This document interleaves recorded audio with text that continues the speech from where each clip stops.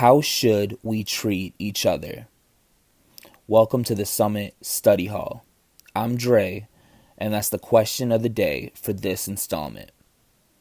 It may seem like an obvious answer is attached to it, specifically the golden rule. But within that answer itself are a few different aspects which we'll explore today through the help of some scripture. So we're going to kick it off with our very first verse, which comes from Romans 12:10. Love each other with genuine affection and take delight in honoring each other.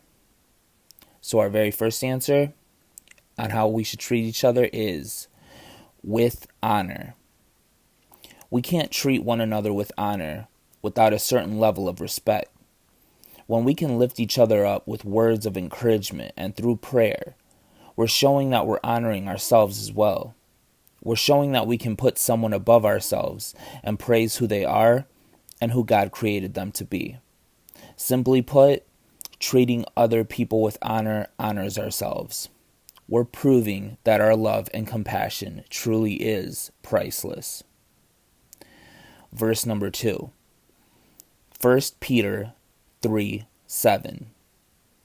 In the same way, you husbands must give honor to your wives.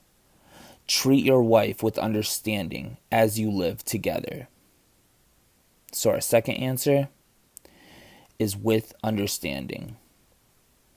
This is an important point because the more we can put ourselves in each other's shoes, the more we can see each other's side of things.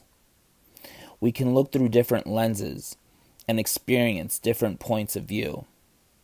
When we can do this, our empathy of the person will increase exponentially. That's when they'll be able to relate back to us as well. When a person sees that we're trying to take the time and energy required to understand them, more often than not, they'll want to extend that same kindness back to us. And if not, then God will surely understand us himself. And there's no greater connection than that. Verse number 3. 1 Peter 3:8. Finally, all of you should be of one mind. Sympathize with each other. Love each other as brothers and sisters. Be tenderhearted and keep a humble attitude. So our answer is with sympathy. Sympathizing with one another is another important point that goes hand in hand with our last answer. When we can understand each other, that empathy will naturally turn into sympathy as well, because we'll find ourselves caring for the person, even if they're a complete stranger. That's when we'll become tenderhearted and know that God's compassion is flowing through us and out toward those around us. The next answer comes from a couple of verses, the first of which is Leviticus 19:33 and 34. Do not take advantage of foreigners who live among you in your land. Treat them like native-born Israelites and love them as you love yourself. Remember that you were once foreigners living in the land of Egypt. And the second verse is Mark 12:31, which simply states, love your neighbor as yourself. So our answer is with the love that we have for ourselves. Other than God, nobody can love us as we do ourselves. We are who we love, so we know every corner and angle of our hearts and souls. That's the same type of love that Jesus spoke of when he said to love our neighbor as ourselves. We should love every corner and angle of their own hearts and souls, and only then will we be able to completely understand, empathize, and sympathize with them. That truly is the golden rule in all of its wisdom. Verse number 5, Matthew 7:2. For you will be treated as you treat others. The standard you use in judging is the standard by which you will be judged. So our answer is by knowing our treatment is reciprocal. What we give off is what we'll invite back into our own lives.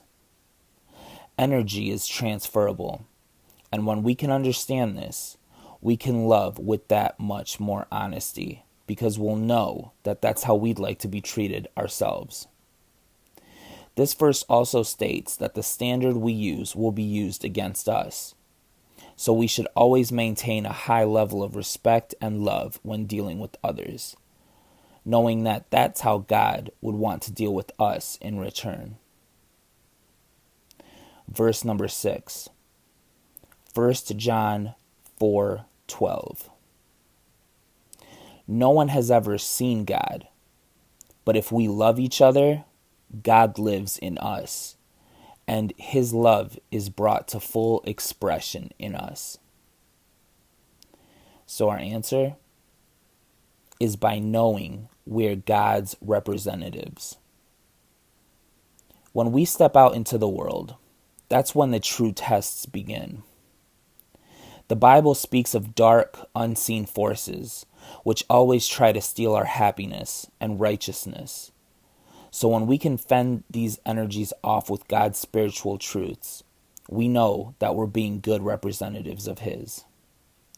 This point flows into our question because when we treat each other as God would want us to, we're showing those around us whose we truly are and what we believe to be right in our hearts. Our last couple of verses, the first of which comes from 1 Samuel 20:14. And may you treat me with the faithful love of the Lord as long as I live. The second verse comes from John 15:12. This is my commandment. Love each other in the same way I have loved you. So our last answer is with the love that God has for us. There is no purer love than that which God has for us. When we can tap into that type of compassion and harness it towards each other, we're being shining examples of Christ and his followers. The Bible speaks of what unconditional love entails, a topic we looked into previously. And through those characteristics of not being envious and not being angry, but being patient and kind, we're letting God's energy radiate out from our very hearts and into those around us. So let's run through these one more time. How should we treat each other?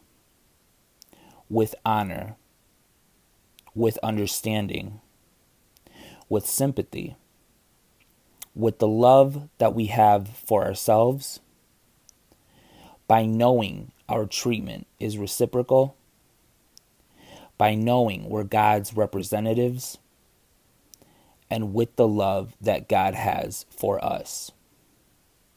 So again, I can't thank each and every one of you who listen and continue to analyze these deeper questions with me on a daily or nightly basis. I hope that as we go forward, we'll be able to delve into more complex issues and continue to find that there is no question which Scripture can't shed some light on.